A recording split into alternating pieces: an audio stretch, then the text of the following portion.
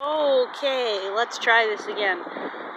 It turns out my camera does not like being turned on when pointed down. I ended up with an entire video that was just sideways and vertical. So, let's try this again, huh? The reason I turned on the video camera earlier and took a whole video was because of this. Look at that. I pulled up these pots to get them set in, and they're all like this whole row. To get them set in with a whole bunch of, well, not a whole bunch, but a handful each of more wood chips at the base. And I discovered that these are some very myceliated bits of soil down here, and it's exciting. This one was the most of any of them. And you can see there's little threads, so that's not mold, that's mycelium. Mycelium is a beneficial fungus that is something that helps roots get farther in collecting nutrients out of the surrounding soil. So they just barely penetrate the surface of the root, and then they branch out into the soil and go grab more help, basically. And that more help is going to allow them to get pretty far out in, as far as like if you put nutrients over there, now this soil can get farther and give more to the plant. Now the reason this one is the most myceliated is because it was planted with grass, and grass is one of the more mycelium encouraging plant types. So that was exciting because all of them had like at least one little bit of myceliated popping out the bottom, but this one, it just had a ton. So that is really exciting. Pardon my little cough, I just was eating grapefruit and failed. Oh well, I wanted to show you more pretties. And of course we have a whole bunch more daffodils. Because once it gets started, it doesn't stop for quite a while. And then, do you see these little friends? These little purple friends. All throughout.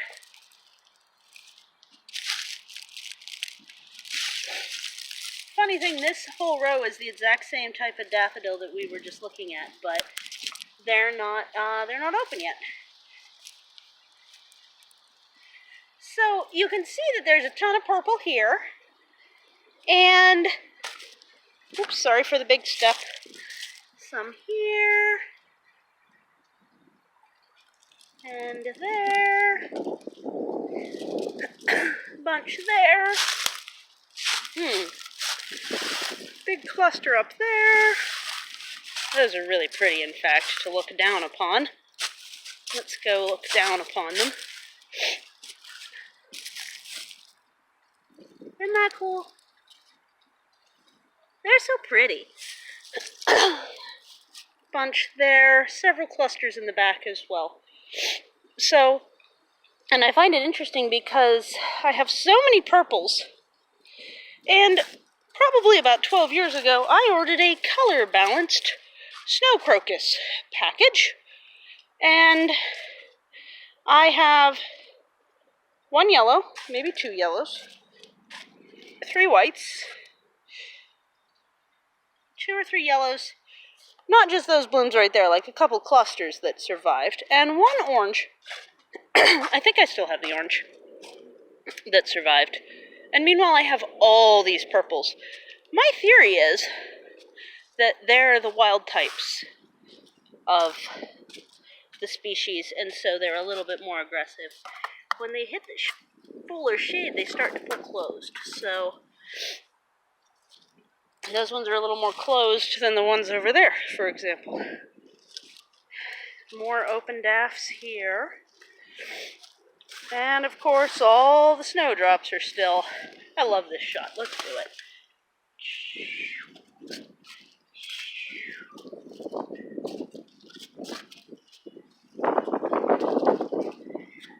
that is a fun shot. And then, of course, there's more here and over there and just, like, freaking everywhere. So, those are in good shape. I do need to start cutting back the asparagus because pretty soon it's going to be time that those are growing again, and we don't want the old dead stalks in the way. But it does help insulate them and also help insects overwinter to leave them up. There's one of the oranges, way down at the end there. Well, there's the only cluster of oranges. And then, of course, the next thing after that that's going to get going is really interested to see when the Saskatoon's going to bloom this year. And I'm really excited about having so many in pots over there. I'm interested to see what this cherry in the middle will do, because it almost looks like it's budding, which is weird because it has no bark and just dead man's fingers fungus coming out the bottom. So, that's weird. My plum's doing really well, and now that it's protected from deer, it's going to do a lot better this year. This is going to be only the second season that the haskaps or honeyberries are here. There's 2 of those because they need 2 varieties to pollinate. They were also really susceptible to deer damage, so they're inside little cages too. Whereas the aronia berry, the deer don't care for. But it didn't like the dry, deep shade. It's supposed to not mind shade, but it didn't like being dry up in the front corner. This cherry is doing another disease thing again this year, a different one. It's been trying to die on me since I got it. So it's doing that there, a little bit up here. It's coming down into the branch there. There was somewhere else. Oh, yeah, right up here. This is like that also. So that's not good. This tree's been trying to die since I got it, and I'm a little bit tired of babying it. So I might just let it eventually. Just let it kick over, because that plant's exhausting. Let's see, some plants that don't need deer protection are the currant. This is a red currant, and I now have a proper jostaberry. Oh wow, I'm still at the same focal distance, sorry. That's the currant. Obviously it's still pretty dormant.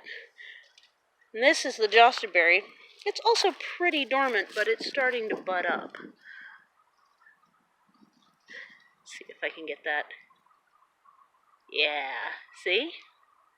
So it's starting to do its budding. So we know for sure it made it through the winter, not that I had any doubts.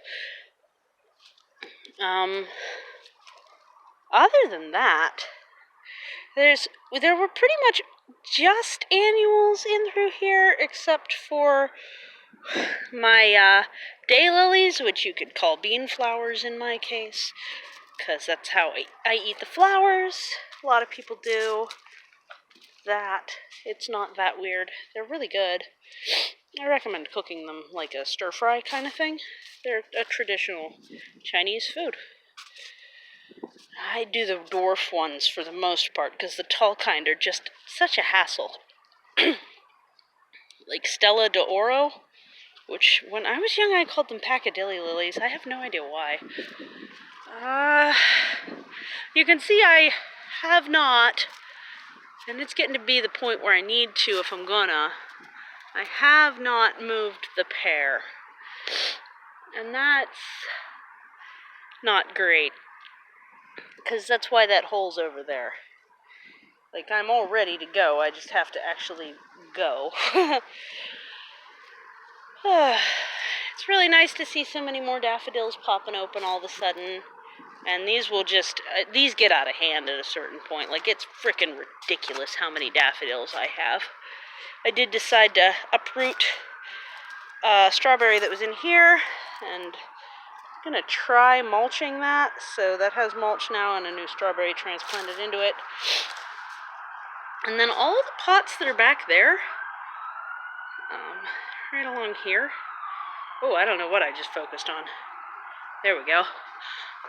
Those are, I dug up the sunchoke patch so that I will have more long-term available for purchase sunchokes that will just, I think since there's a risk of them